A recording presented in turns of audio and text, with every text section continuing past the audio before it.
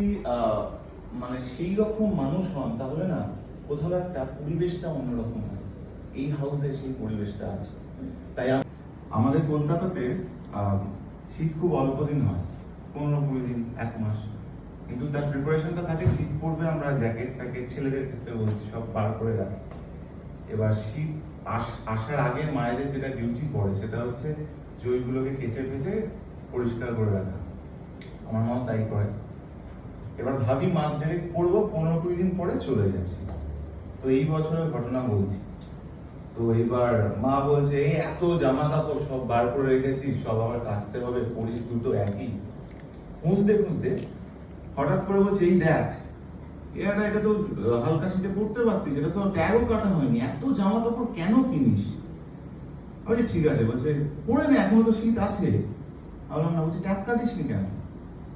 তো বিষয়টা হচ্ছে আমি ম্যাজিক মোমেন্টসের সাথে প্রথম যে কাজটা ছিল সেটা হচ্ছে কোজাগরি। তো কোজাগরি করার সময় হাউসে একটা কল আসে আমার, তখন আমার পুজোর আগে। বলছে এসো না একবার। তো পুজোতে জামা দিয়েছিল, তো জামাটা এখনো রাখা আছে, অ্যাজ ইট ইজ আছে, ট্যাগ কাটা হয়নি। তো আজ অব্দি কোনো হাউস প্রডিউসার মা কাকিমারা দেয়, গুরুজনরা দেয়। তো this is the special moment. তো তোমরা যারা নতুন কাজ করছো, তো হাউসটার বৈশিষ্ট্য কি সেটা তোমাকে বলে দিলাম। আর ওই যে সম্পর্ক বলছিস না তুই, সেটা তোকে বলে দিলাম। আর একটা বিষয় বলি, এখানে আমরা প্রত্যেকে ক্যারেক্টার, মানে সোপার যদি হিরো হিরোইন বলা হয় তাহলে অপা সুদীপ্তা। তো আমি যেহেতু ম্যাজিক মোমেন্টসে হিরো হিসেবে কাজ করেছি কোজাগরি, তো তারপর আমাকে যেটা অফার করা হয় সেটা হচ্ছে খড়কুটো। তো খড়কুটোতে একটা গেস্ট অ্যাপিয়ারেন্স ছিল ফর 3 days অনলি। তো সেটা আমি 750 এপিসোড করেছি। তো ওইখানে প্রথম সেই হিসেবে আমার ক্যারেক্টার করা, খড়কুটো ক্যারেক্টার রোল করা। আমি নিজে সত্যি কথা বলছি, যেহেতু ওই এন্ড পেজে দেখা ওটা থাকে না যে সব কটা করবো, ঠিক আছে 3 দিন দিদির কাজ করি।